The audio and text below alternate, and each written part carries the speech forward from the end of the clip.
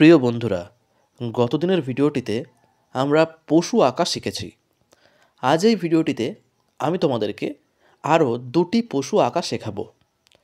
তোমরা দেখতে পারছো যে আমি প্রথমেই কিন্তু দেখো শেপ ধরে নিচ্ছি পশুটি আঁকার জন্য, যেটা আমি তোমাদেরকে বারবারই বলি যে প্রথমেই তোমরা ছবি আঁকার শুরুতে শেপ ধরে কাজ করবে।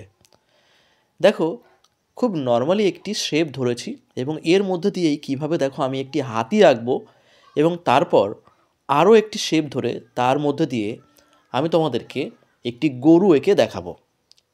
দেখতে পাচ্ছো আমি এই শেপটি ধরে কিভাবে এই শেপের উপর থেকে কোন কোন জায়গা থেকে লাইনগুলোকে দিয়ে হাতিটিকে খুব সহজ প্রসেসে আঁকবো।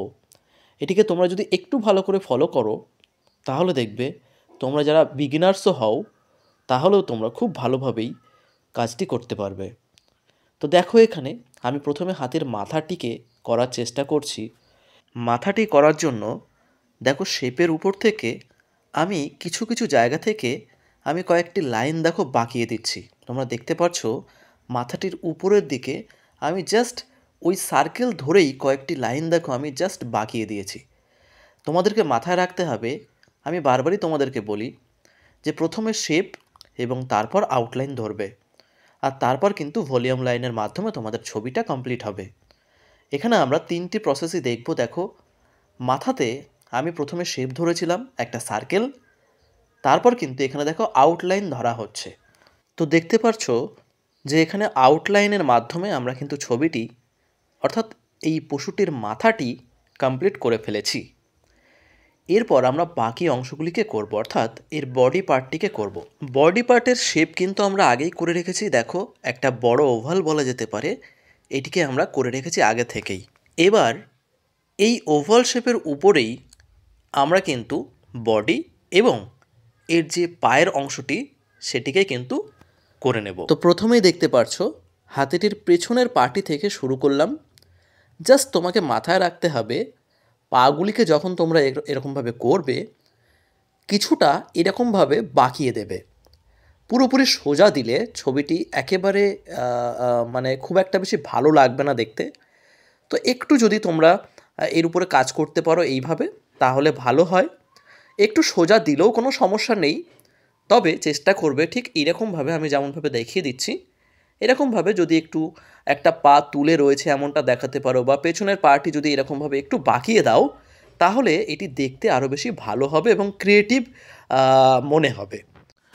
বুঝতে পারছো? তো এই ছবিগুলি তুমি কিন্তু যে কোনো কম্পোজিশনে বা হয়তো তুমি কোনো একটা চিড়িয়াখানা দেখাতে চাইছো ছবির মাধ্যমে, বা কোনো সিনারিতে তুমি কিন্তু ইউজ করতে পারবে এরকম ধরনের ছবি। কিন্তু পাগুলো যদি পুরোপুরি স্ট্রেট থাকে, সোজা থাকে, সেগুলো কিন্তু কম্পোজিশনে খুব একটা বেশি ইউজ করলে সেটা কিন্তু খুব তার যে ক্রিয়েটিভিটি লেভেলটা কিন্তু কম থাকবে। আশা করছি তোমরা বুঝতে পারছো, তবে সেটিও কিন্তু ভুল নয়, তোমরা চাইলে করতেই পারো। তো এবার দেখতে পাচ্ছো যে আমি কিন্তু এর উপর কিছু ভলিউম লাইন দিচ্ছি। যেমনটা আমি তোমাদেরকে প্রথমে বলেছিলাম যে প্রথমে শেপ ধরেছিলাম, তারপরে আমি আউটলাইন করেছি এবং এবার এই ভলিউম লাইনের মাধ্যমে এর যে ডেপথনেস বা বলা যেতে পারে যে ফুলে ওঠা অংশগুলিকে আমি এখানে বুঝিয়ে দিতে পারছি ভলিউম লাইনগুলোর মাধ্যমে। খুব সহজভাবে বলতে গেলে খেয়াল করে দেখো, এই যে হাতির যে সুরটি করেছি অ্যাকচুয়ালি সুরটি তো গোল হবে, তাই না? তো যেহেতু আমি এখানে যদি শুধু লাইনগুলোকে রাখতাম অর্থাৎ শুধু আউটলাইন রাখতাম তাহলে কিন্তু হাতিটি যে মানে সুরটি যে গোল সেটি কিন্তু বোঝাতে পারতাম না। কিন্তু ওই যে উপরে কিছু ভলিউম লাইন দিয়েছি তার মাধ্যমে এবার কিন্তু তুমি বুঝতে পারছো যে সুরটি গোল, বা পায়ের ক্ষেত্রেও কিন্তু তাই। আশা করছি এবার তোমরা বুঝতে পারছো। আর তাই ছবিতে কিন্তু ভলিউম লাইনের গুরুত্ব অনেক বেশি। তো আশা করছি তোমাদের এই পর্যন্ত ভালো লেগেছে। তো আমরা এবার নেক্সট ছবিটি অর্থাৎ গরু কীভাবে আঁকতে হয় সেটিকে শিখব। তো এখানেও কিন্তু দেখো আমি কিন্তু প্রথমেই শেপ ধরে নিচ্ছি, আর তারপরেই তোমরা এবার বুঝতে পারবে যে কিভাবে এর মধ্যে থেকে আউটলাইন এবং ভলিউম লাইনের মাধ্যমে ছবিটি আমরা কমপ্লিট করব। এখানেও খুব সহজ প্রসেস আমি অ্যাপ্লাই করেছি। আগে আমি ওভালের মাধ্যমে করেছিলাম, আর এবার কিন্তু দেখো বক্সের মাধ্যমে কাজটি করব। অর্থাৎ গরু দেখতে যেমন তার উপরে বেস করে আগে একটা তার স্ট্রাকচার তৈরি করে নিয়েছি, আর এর উপরেই আমি কিন্তু ছবিটি কমপ্লিট করব। তো আশা করছি তোমাদের ভিডিও ভালো লাগছে বা তোমরা কিছু শিখতে পারছো নতুন কিছু। ভিডিও ভালো লাগলে বা যদি তোমরা কিছু শিখতে পারো তাহলে সেটি অবশ্যই কমেন্টের মাধ্যমে জানিও। আর তার সঙ্গে লাইক করতে তোমরা কেউ কিন্তু ভুলো না, আর নতুন হলে সাবস্ক্রাইব করে নিও। তো এখানে দেখতে পারছো যে আমি কিন্তু সেই আগের মতোই, যেমনটা আগের ছবিতে তোমরা দেখেছো যে প্রথমে শেপ ধরেছিলাম, এখানেও কিন্তু দেখো সেইভাবেই শেপটাকে ধরা হয়েছে এবং তার উপর থেকে যা যা ড্রয়িং হচ্ছে সেটা কিন্তু শেপ ধরেই কিন্তু করা হয়েছে। এমনটা কিন্তু হয়নি যে শেপের বাইরে থেকে আমি কোনো কাজ করছি, দেখো শেপটাকে ধরে নিয়ে তার উপর থেকেই কাজটি হচ্ছে, যে কাজই এখানে হচ্ছে না কেন। কাজটি যদি তোমরা শেষ পর্যন্ত দেখো, আমি বলছি তোমাদেরকে, তোমরা কিন্তু আজকেই এই গরু আঁকা কিন্তু শিখে যাবে। মানে তোমাদের অনেক ক্ষেত্রে তোমাদের প্রবলেম হয় দেখেছি, যে গরুর গাড়ি অনেক ক্ষেত্রে আঁকতে হয় ছবিতে, বা দেখা যাচ্ছে অনেক কম্পোজিশন আছে যেখানে হয়তো মাঠে তুমি একটা গরু দেখাতে চাইছো, তো সেখানে হয়তো দেখা যাচ্ছে গরু আঁকা একটু কঠিন হয়ে যায় অনেকের ক্ষেত্রে। তো দেখো এটা কিন্তু খুব সহজ একটা প্রসেস, যার মাধ্যমে তুমি কিন্তু গরু বা ষাঁড় এগুলোকে তুমি কিন্তু দেখাতে পারো। বুঝতে পারছো?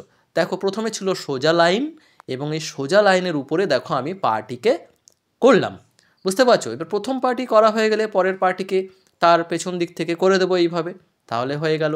পরের যে অংশটি রয়েছে সেখানে দেখো পেটের যে অংশটি রয়েছে, এই অংশটা হালকা স্লাইডলি দেখো বাঁকিয়ে দিয়েছি। প্রথমে ছিল সোজা, তারপর সেই অংশে হালকা করে একটুখানি বাঁকিয়ে দিলেই দেখো পেটের অংশটি কিন্তু হয়ে গেছে। আর এরপর পেছনের পা দুটি কমপ্লিট করতে পারলেই আমাদের ছবি কিন্তু কমপ্লিট হয়ে যায়। তবে এখানেও কিন্তু আমাদের কিছুটা ভলিউম লাইনের কাজ করতে হবে, এবং এখনও কিন্তু শেষ হয়নি, তোমরা শেষ পর্যন্ত দেখে নিও, কারণ ভলিউম লাইন কোথায় কোথায় ইউজ করতে হয় সেটাও কিন্তু খুব গুরুত্বপূর্ণ। তুমি যে কোনো জায়গাতে ভলিউম লাইন ইউজ করলে কিন্তু ছবি দেখতে বাজে হতে পারে। যাই হোক, আশা করছি তোমাদের এই পর্যন্ত কোনো রকম প্রবলেম হবে না। তো দেখো আমাদের ছবি কমপ্লিট হয়ে গেছে। এরপর আমরা এবার কিছু কিছু স্থানে দেখো ভলিউম লাইন ইউজ করব।